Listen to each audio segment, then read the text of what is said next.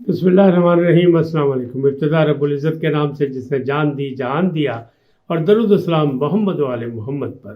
آئین کے ساتھ ناصر نقوی حاضر خدمت ہے۔ ناظرین، بہت سی خبریں ہیں، کچھ اچھی، کچھ بری، کچھ تہلکے والی، کچھ شور شرابے والی، کوئی مشکلات والی۔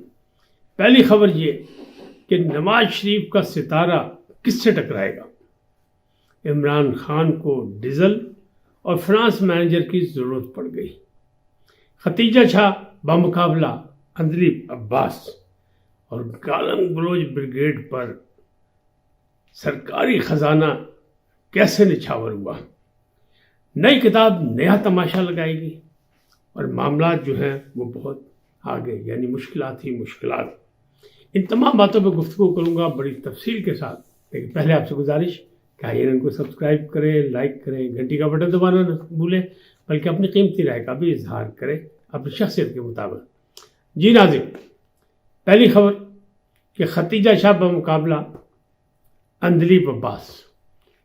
گزشتہ روز اندلیب عباس نے ایک پریس کانفرنس کی اپنی ساتھی رہنماؤں کے ساتھ، خواتین کے ساتھ۔ سمیرہ احمد تھیں اس میں، ساتھ میں وہ اپنا سعدیہ سہیل تھیں، اور وہ آئی پی پی میں شامل ہو گئی۔ لیکن اتنے دن اندلیب عباس کہاں غائب رہیں، کیسے غائب رہیں، کسی کو نہیں پتا۔ اور ختیجہ شاہ جو ان کی گاڑی میں یا ان کے بلاوے کے ساتھ لبرٹی سے کور کمانڈر ہاؤس گئی تھیں، اور ان کی ویڈیو بھی موجود ہے کہ جناب انہوں نے کہا جی مجھے آنٹی اندلیب عباس نے کہا آؤ گاڑی میں بیٹھ جاؤ، اور وہ بیٹھ گئی۔ لیکن اس گاڑی کی چھت سے، یعنی وہ جو روف تھی اسے کھول کے جو نعرے لگوا رہی تھی، اور جو کہتی چلو چلو کور کمانڈر ہاؤس چلو، اور وہاں پہ چل کے نپٹیں گے، اور اینٹ سے اینٹ بجا دیں گے، اور لوگوں کو، وہ ان کی معافی ہو گئی۔ تو مقابلہ اگر یہ دونوں کریں تو پھر ختیجہ شاہ کا ظلم کیا ہے، ان کا مطلب جرم کیا ہے، اور پھر ان پر ظلم کیوں ہو رہا ہے، اور ان کو کیوں رعایت ملی، کسی کو کچھ نہیں پتا۔ کہتے خبر یہ ہے کہ کوئی خبر نہیں، کسی کو کوئی خبر نہیں کہ ہو کیا رہا ہے۔ تو معاملات اس قسم کے ہیں کہ ایک طرف رعایت مل رہی ہے، ایک طرف معافی مل رہی ہے، دوسری طرف بالکل سزاوار کہ ختیجہ شاہ کوئی معمولی خاتون تو نہیں ہے، وہ ایک سپہ سالار کی نواسی ہے، اور ایک سابق منسٹر کی بیٹی ہے۔ تو اس کے ساتھ کیوں یہ سب کچھ ہو رہا؟ اس کو رعایت کیوں نہیں مل رہی؟ اس کو رہائی ہوتی ہے، مطلب ضمانت ہوتی ہے، رہائی نہیں ہوتی ہے۔ رہائی کی بات آتی ہے تو واپس دوبارہ مقدمہ ہو جاتا ہے۔ تو یہ کیا مسئلے مسائل ہیں؟ تو یہ سوالیہ نشان ہے۔ اچھا، دوسری چیز، گالم گلوچ بریگیڈ پر سرکاری خزانہ نچھاور، یہ کیا بات ہے؟ جناب KPK سے خبر آئی ہے، جہاں پاکستان تحریک انصاف کی، یعنی تحریک انصاف پاکستان کی حکومت تھی 10 سال تک، آخری سال تو انہوں نے خود ضائع کر لیا، لیکن بہرحال ان کی حکومت تھی، اور جو ان کا ووٹ بینک ہے یعنی عمران خان صاحب کا، اور جو خاص علاقہ تھا KPK، جہاں سے ان کو پوری مکمل حمایت حاصل تھی، وہاں سے پتہ لگا ہے کہ جناب حکومت جو ہے KPK کی وہ دیوالیہ ہو گئی، یعنی اس کے بعد پیسے ہی نہیں ہیں۔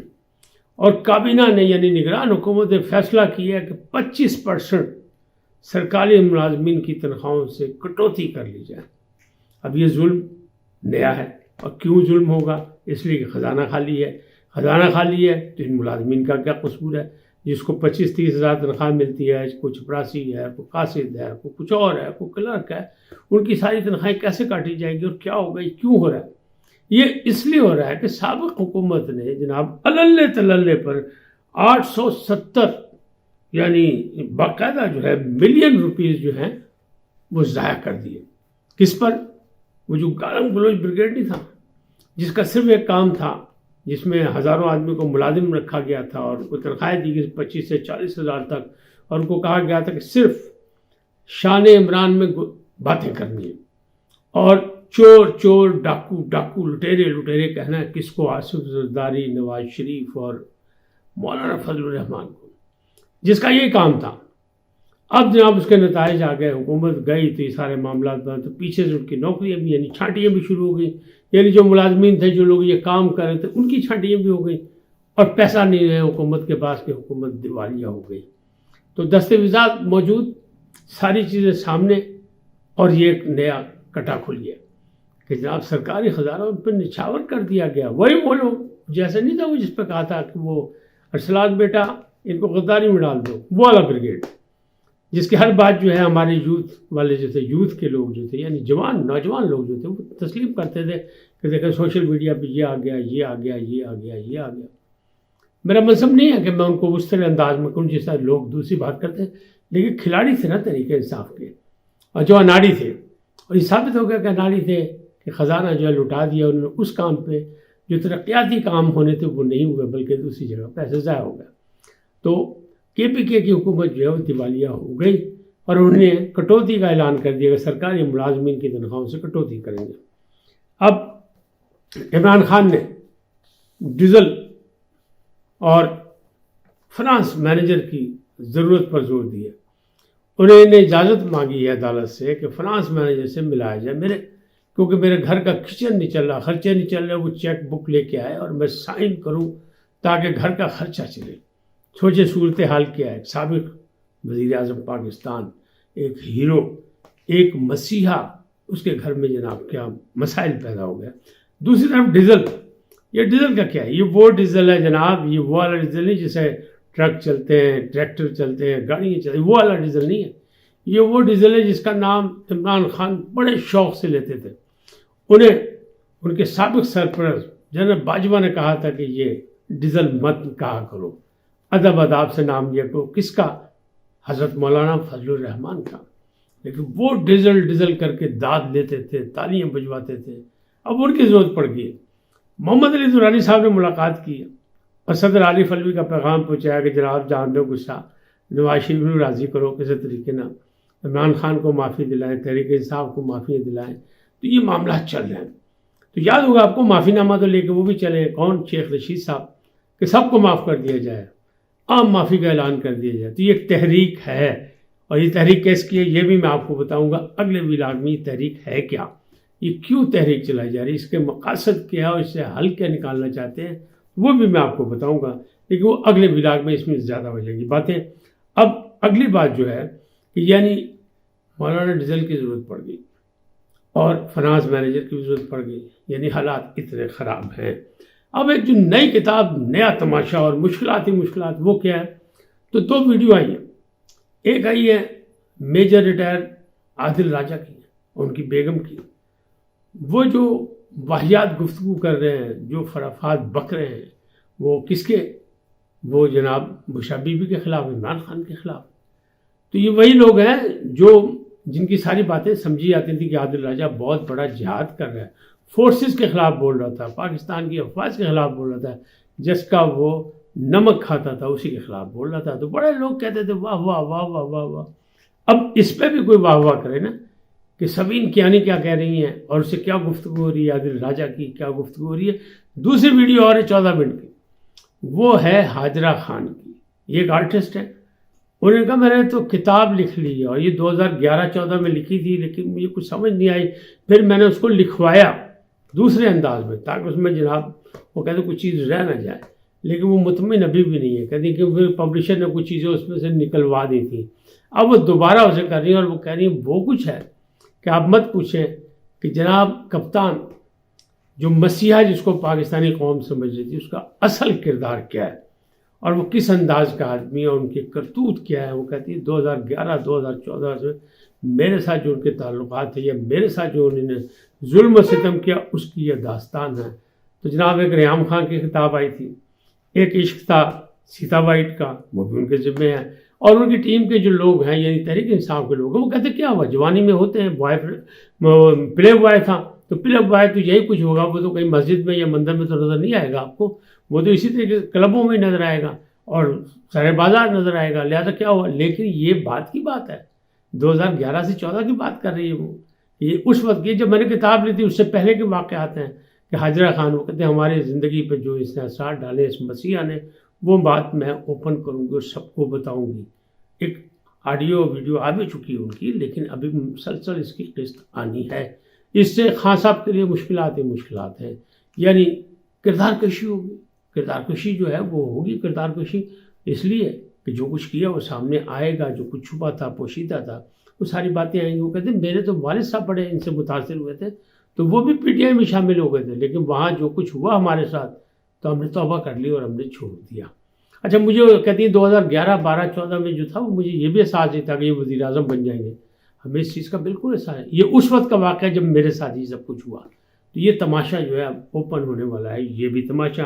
اور پھر اس کے بعد جو ہے جو اگلی باتیں ہیں وہ اصل جو خبر ہے وہ ہے نواز شریف کی, کہ نواز شریف صاحب کے ساتھ جو سلوک ہو رہا ہے, نواز شریف صاحب کو جس طرح وی آئی پی بنایا گیا, نواز شریف صاحب جس طرح دولہا میاں بن کے سیاست میں واپس آئے ہیں, 4 سال کی جلا وطنی, اور جلا وطنی بھی ان کی خود ساختہ تھی.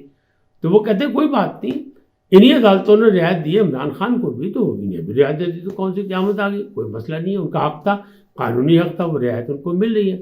لیکن ذرا یہ کہتے ہیں کہ جناب جب آپ کسی سے مل کے میچ کھیلتے ہیں نا, تو اس میں صرف آپ کی رائے شامل نہیں ہوتی, دوسرے کی رائے بھی شامل ہوتی ہے. تو آنے والا وقت بتائے گا. اور یہ اس بات کا احساس شاید نواز شریف صاحب کو بھی ہے کہ اسی لیے انہوں نے جو لاہور میں خطاب کیا, دھویں دار جلسہ کیا, بہترین جلسہ کیا, کامیاب جلسہ کیا, اس میں الیکشن کا نام نہیں لیا. لیکن ان کا ایک مطالبہ پورا کر دیا گیا. وہ مطالبہ کیا تھا؟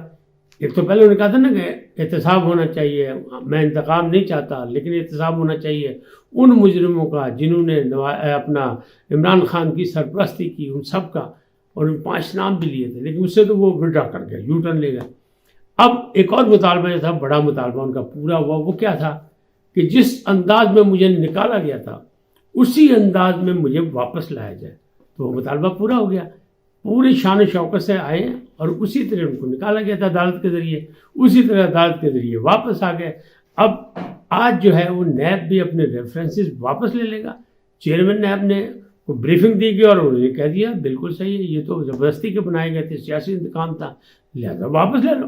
جب وہ واپس لے لیں گے تو عدالتیں کیا کریں گے؟ عدالت بھی کہیں گے ٹھیک ہے جی, ہمیں کوئی اعتراض نہیں ہے. تو یہ سب کچھ ہو رہا ہے, اور یہ کیوں ہو رہا ہے؟ لیکن ان کے خلاف کسی کو غلط فہمی نہیں ہونی چاہیے کہ آنے والے وقت میں جب بھی الیکشن ہوگا اتنی آسانی سے, یعنی اقتدار پھولوں کی سیج نہیں ہوتی, کانٹوں کی مالا ہوتی ہے. اور یہ پتہ ہے اپنا نواز شریف صاحب کو بھی. لیکن تیار ہو کے وہ آئے, دولہا بھی آئے ہیں, وہ کہتے ہیں ساری بارات لے کے چلیں گے. اور الیکشن میں تو ابھی ووٹرز جو ہے راضی نہیں ہوا, مہنگائی جو ختم نہیں ہوئی, تو پھر اگلا الیکشن کیسے جیتیں گے, کیا ہوگا؟ تو اس میں کوئی نیا رنگ بھی آئے گا. کہتے ہیں نا ہاتھی کے دانت کھانے کے اور دکھانے کے اور. تو لگتا ہے ان کے ستارے کہیں اور جا کے ٹکرا بھی سکتے ہیں.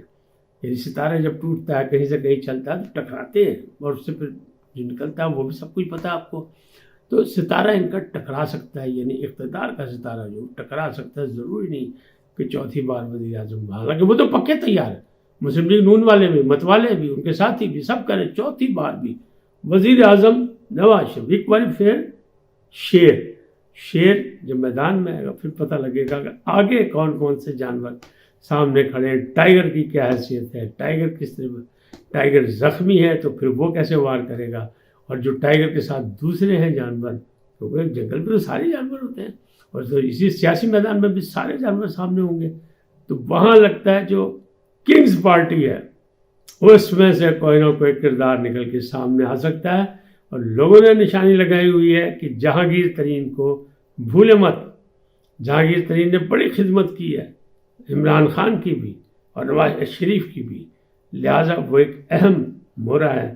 تو اس سے آپ پریشان نہ ہو, لیکن اس کو یاد ضرور رکھیں کہ وہ بھی سیاست میں ایک بڑا کردار ادا کریں گے.